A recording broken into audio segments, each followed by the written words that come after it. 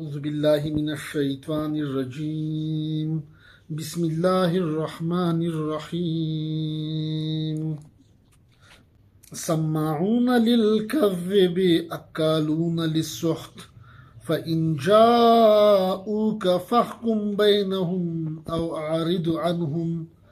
وإن تعرض عنهم فلن يضروك شيئا وإن حكمت فاحكم بينهم بالقسط إن الله يحب المقسطين.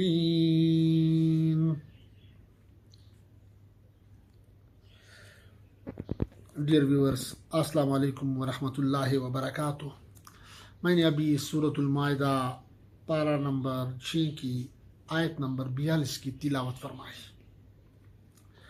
اس آیت میں رسول پاک صلی اللہ علیہ وسلم کو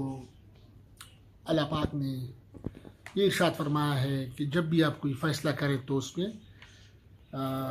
فاحکم بینہم بالقسط، تو اس کو قسط انصاف کے ساتھ فیصلہ کریں. مختلف تفاسیر لکھتے ہیں، جواہر القرآن لکھتے ہیں کہ اس میں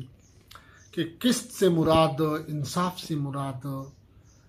اللہ کے احکام ہیں، یعنی اللہ نے جو احکام نازل فرمائے ہیں ان کے مطابق فیصلہ کریں. جب بھی کسی فریق کے درمیان، جب بھی کسی لوگوں کے درمیان کوئی مسئلہ پیش آئے، کوئی واقعہ رونما ہو جائے، تو فیصلے کے لیے جب وہ آپ کے پاس آئیں تو فیصلہ اللہ کے احکام کے مطابق کریں. یعنی مفہوم اس کا یہ ہے کہ فیصلہ آپ قرآنی احکام کے مطابق کریں. قرآن چونکہ زندہ کتاب ہے، قیامت تک آنے والی لوگوں کے لیے، انسانیت کے لیے ہدایت کا ذریعہ ہے، اور مستفید وہ لوگ ہوں گے اس سے جو اس پہ ایمان لائیں گے، قرآن پہ ایمان لائیں گے. تو یہودیوں میں یہ بری خصلتیں تھی، بری خوبیاں، بری جو ہے نا بری صفت یہ تھی، خامی یہ تھی کہ وہ تورات کے، اللہ کی نازل کردہ آسمانی کتاب تورات کے الفاظ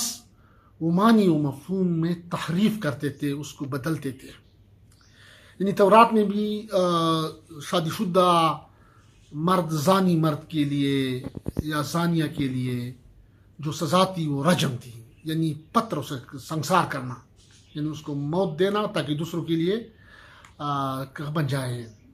عبرت بن جائے، نشان عبرت. تو یہ تورات کا حکم تھا. اور قرآن کا بھی یہی فیصلہ ہے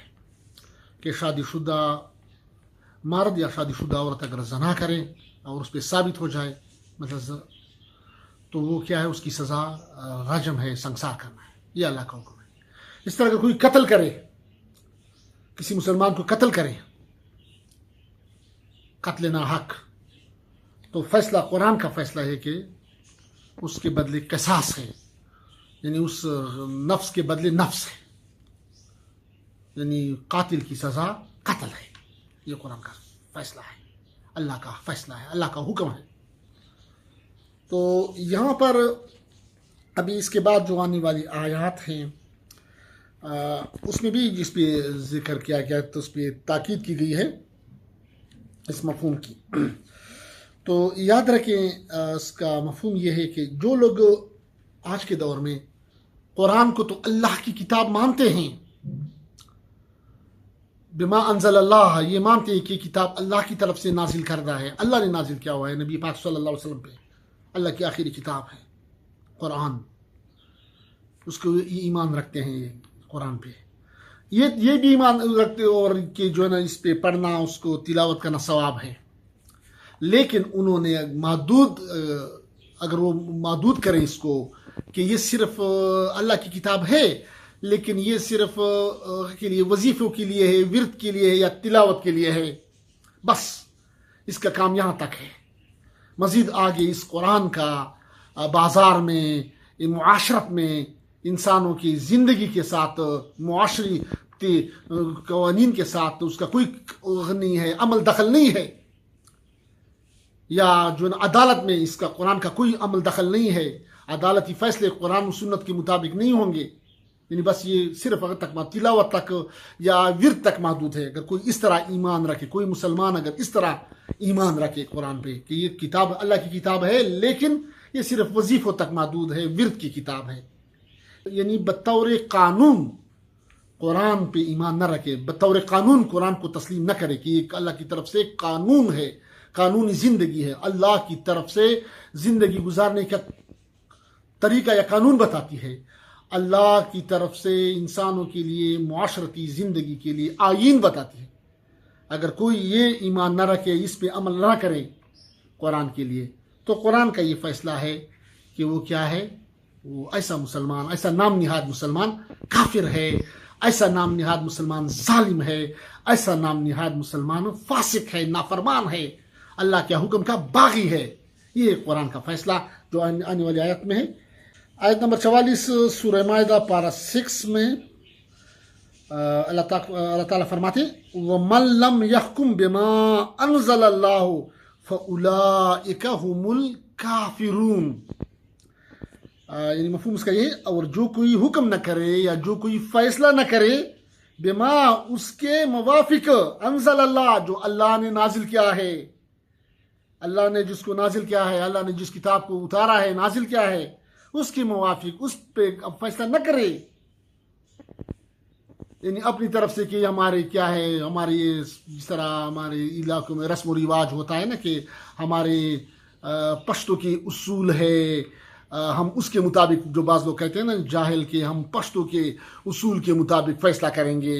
ہم فلاں قانون کے مطابق فیصلہ کریں گے، ہم فلاں انگریز کے قانون کے مطابق فیصلہ کریں گے، ہم فلاں رسم و رواج کے مطابق فیصلہ کریں گے. تو اگر جو ایسے نام نہاد مسلمان جو بننا ظاہر تو کہتے کلمہ بھی پڑھتے ہیں، قرآن کو مانتے ہیں کہ اللہ کی کتاب ہے، لیکن فیصلے کے وقت پھر قرآنی فیصلے سے، اللہ کے فیصلے سے منہ موڑ لیتے ہیں، اس سے انکار کر لیتے ہیں کہ نہیں ہم قرآن پہ فیصلہ نہیں کرتے. اس طرح وراثت کی تقسیم ہے تو ہم کہتے ہیں نہیں ہم قرآن کے مطابق تقسیم نہیں کرتے، یعنی بہنوں کا حصہ ہے اس کے لیے ہم تیار نہیں ہیں، نعوذ باللہ.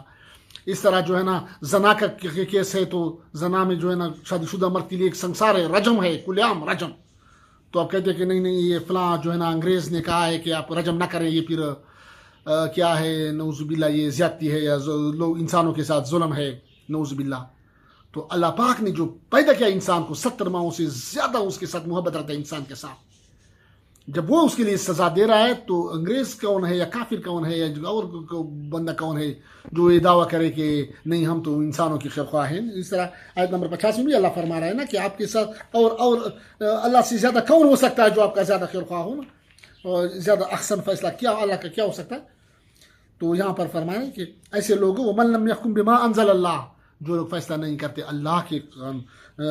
قانون کے مطابق، اللہ کے قرآن کے مطابق فیصلہ نہیں کرتے، اس کے موافق فیصلہ نہیں کرتے، حکم نہیں کرتے اس کے مطابق، فَأُولَٰئِكَ وہی لوگ ہم الکافرون ہیں، کافر ہیں. آیت نمبر 44 میں اللہ تعالیٰ فرماتا ہے، یہ اللہ تعالیٰ کا فقہ ہے، یہ کسی مولوی کا کسی عالم کا فتویٰ نہیں ہے، قرآن کا فتویٰ ہے، اللہ کا حکم ہے. اس طرح آیت نمبر 45 میں اس میں بھی یہ اللہ پاک فرما رہے ہیں وَمَن لَّمْ يَحْكُم بِمَا أَنزَلَ اللَّهُ فَأُولَٰئِكَ هُمُ الظَّالِمُونَ. وَمَن لَّمْ يَحْكُم، اور جو لوگ فیصلہ نہ کرے، حکم نہ کرے، بما انزل اللہ، اس کے مطابق جس کو اللہ نے نازل کیا ہے، یعنی قرآن کے مطابق فیصلہ نہ کرے،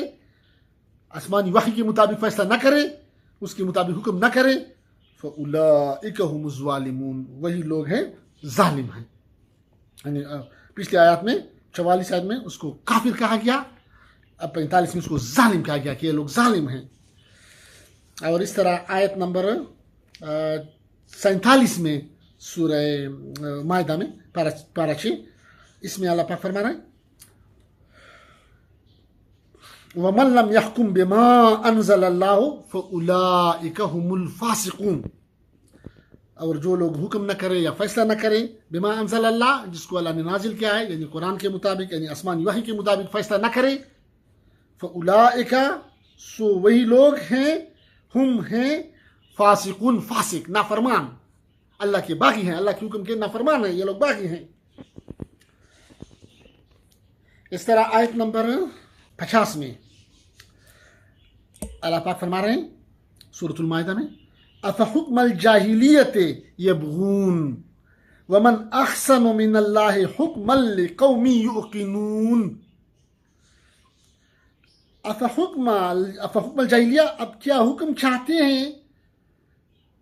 کفر کے وقت کا، جاہلیت کے وقت کا، یبغونا یعنی وہ چاہتے ہیں کہ وہ تلاش کرتے ہیں جاہلیہ والے حکم کے مطابق، یعنی وہ چاہتے ہیں، اگر کوئی چاہتے ہیں کہ ہمارا فیصلہ ہو جائے لیکن فلاں قرآن، نعوذ باللہ قرآن کے مطابق ہمارا فیصلہ نہ کرو، بلکہ ہمارا فیصلہ پشتوں کے قانون یا پشتوں کے رواج یا رسم کے رواج کے مطابق یہ فیصلہ کرو، مطلب وراثت کی تقسیم کا فیصلہ ہے یا کوئی اور فیصلہ ہے، قرآن نے جو احکام بھیجے ہیں، قرآن نے جو فیصلہ سنایا ہے اس کے مطابق فیصلہ نہ کریں۔